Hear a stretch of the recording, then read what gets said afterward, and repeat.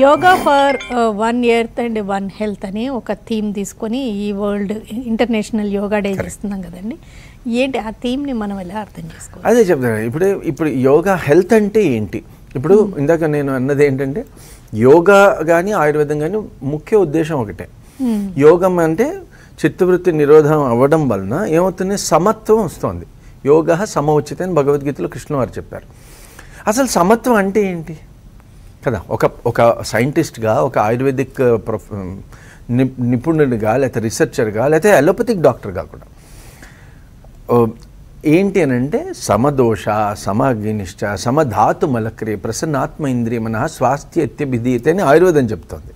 అంటే సమత్వం అంటే ఏంటి అనేది యోగా సమోచితే. యోగంలో కృష్ణుల వారు ఏం చెప్పారు, సుఖదుఖే సమీకృత లాభాలాభో జయ జయో అని చెప్పి సంతుష్ట సతతం యోగి అని చెప్పి ఆయన చాలా వర్సెస్లో యోగం అంటే బ్యాలెన్స్ అంటే ఏంటో ఎక్స్ప్లెయిన్ చేశారు.